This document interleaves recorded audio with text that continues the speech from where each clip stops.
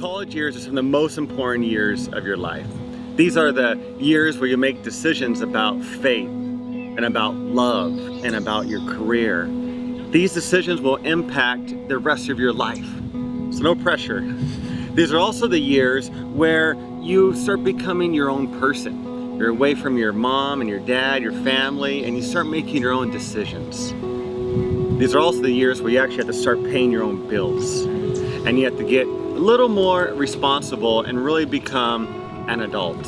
For some of you, you're saying, I love it, this is exciting, I got this, no problem. For others, you're saying, I'm kind of nervous, I'm kind of scared, I don't know if I could do this. I remember my first year of college, I was kind of in the camp where I was scared because I was going through a lot of struggles.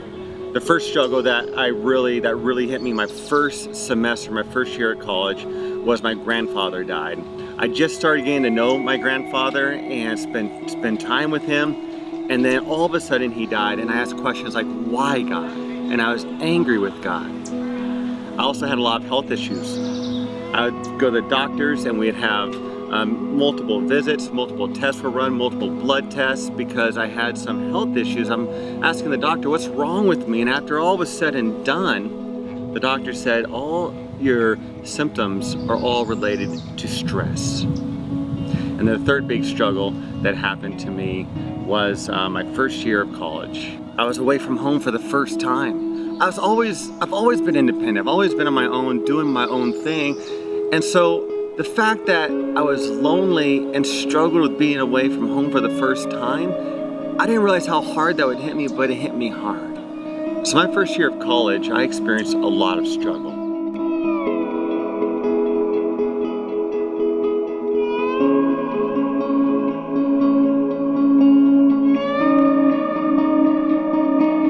So while Brian moved away from home and had his struggles, my college experience was different. I stayed home. I lived at home and I commuted to school.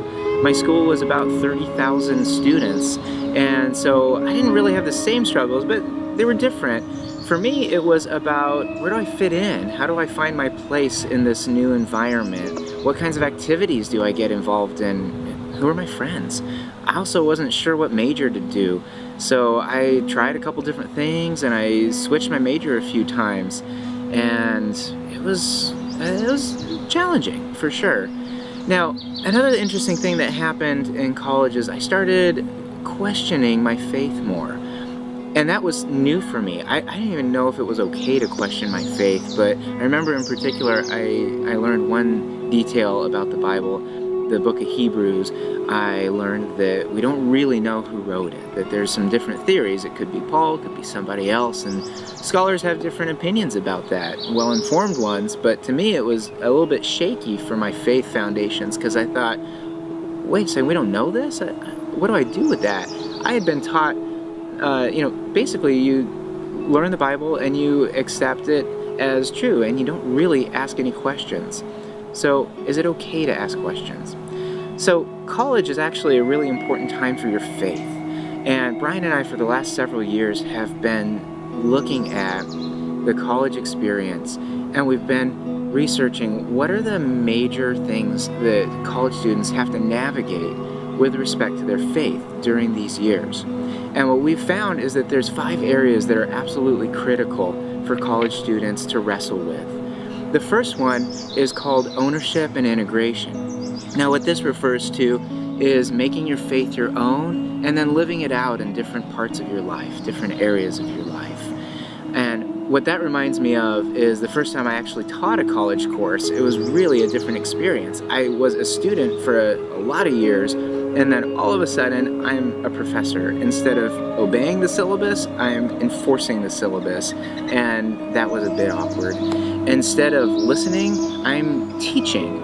And this class that I taught, I felt so much pressure to just say the right things and do the right things. And it was my first time doing it all on my own, and I was using somebody else's notes, so it really wasn't my own.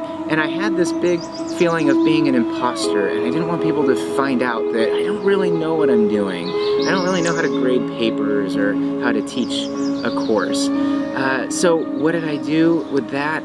I just tried to remember what my professor said, and I tried to say the same things that sound professorial, and hoping that people would just think that, okay, he knows what he's talking about.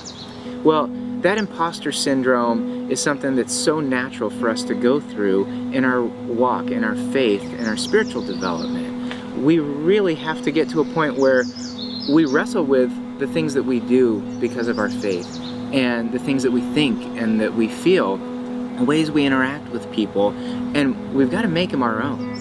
And so that's what faith ownership and integration deals with. The second area is spiritual community. And spiritual community has to do with how well do you connect with your friends of faith? Do you feel safe to share your struggles with them? Do you feel safe to share your doubts with them? Do you feel safe to share your concerns and what's going on in your hearts? Do you feel safe in that setting with them? And the reverse is also true.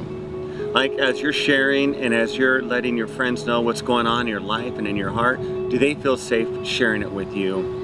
It is so important to have a spiritual community where you can feel safe to share, as well as your friends in that community feel safe to share with you as well. The third area of spiritual development is struggles. And in this area, we're really talking about how do we view God within our struggles. Maybe it's a moral struggle, maybe it's a life struggle, maybe it's a health struggle, all sorts of struggles. Where is God with us in that process when we're struggling? And when we are struggling, we're going to challenge you during this time to lean in with your struggles and encourage you that God is with you in the midst of your struggles, whether you realize it or not. In addition to ownership and integration and spiritual community and struggles, the fourth area of spiritual development that's crucial during the college years is to start to look at how you relate to God. Now, what does this mean? Think about how you were raised. Think about the impact of the parents, the caregivers that were important in your life. For some of you, these were people who were pretty safe. You could go to them with things that were going on in your life, and you got a sense that they could help you through things. For others, it was maybe harder to rely on parents and other caregivers, and they were a little bit inconsistent. For some of you, it's different. You went to people who you needed help from, and when you went to them, you didn't really get the help you needed. Maybe you just didn't have the time of day that you really needed with them. Well, what we've found is that how you were raised impacts how you interact with God. It impacts how you interact with people, of course, but you're talking about a relationship with God, the ultimate caregiver. So it's going to impact you. And part of what you need to do during college is to explore some of the roots of your relational patterns and look at how they continue to impact you today. The fifth area and final area of spiritual development that we're going to cover in this series has to do with what we call God image. What this is your gut level feeling about God. That's a little bit abstract, so let me help with kind of an example that might help you realize what we're talking about here. Let's say you're just walking around campus and not really expecting anything. You're thinking about a test, maybe thinking about lunch, something like that. You open a door and all of a sudden someone is in front of you, someone you know. The way you respond when you first see them is it comes out before you even think. It's just a natural response. Now, depending on who you're thinking of, it could be like, hey, yeah, let's, give me a hug, or it could be like, ooh, turn the other way, I wish I didn't see you, this is awkward. So that's kind of the gut level idea that we're getting at. And so with all these 5 areas, we're hoping that you can take a look at these, that these will help you grow in your faith, in your spiritual development, and that through the course of your college life, whether you are now a freshman and just starting, or whether you are a senior or even a super senior and getting ready to move on, that these are areas that you can take with you and continue your own journey with God. In our training as pastors and in seminary, we learned how to give lessons. We learned how to preach sermons. And You start with the scriptures, you understand them expositorily, and then you create some life applications that come from those scriptures. Now, what we found in teaching those kinds of lessons is they're super important. We have to understand the scriptures. That's what that anchors our faith. Now, when we come to the life change part, we've time and time again seen people try to make changes, and they're trying to do the best they can, but they're just not making the changes that they want to see in their life. And that's at the just behavioral level. It's a really kind of a superficial level. It's important, but it's not the deepest level.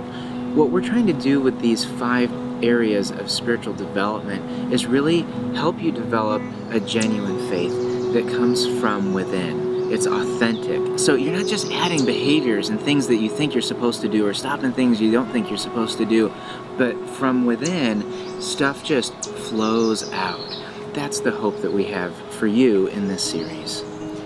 And so here's what to expect in this series. We want you to watch these videos, and after you watch these videos, discuss the content with a mentor or a person who has pastoral training or a therapist. And sometimes the word therapist gets kind of, you go, I don't know if I want to see a therapist, but a therapist is somebody who is objective and is a friend, like a friend, and who will give you great advice. And so we encourage you to do that, because here's what that will do.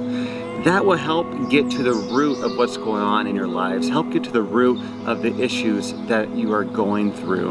And so as you're working through some of these issues in your life, some of these spiritual concerns in your life, and as you're trying to grow closer to the Lord, it might get bumpy along the way, and it might make you feel a little uncomfortable. And that's okay, and that's perfectly normal. But if things start to get too real and you're starting to feel too uncomfortable, that's when you want to see a therapist and talk to someone about these deeper issues. And so let me leave you with the words from the Apostle Paul. Colossians 2, 6 and 7. Just as you received Christ Jesus as Lord, continue to live your lives in Him, rooted and built up in Him, strengthened in the faith, overflowing with thankfulness.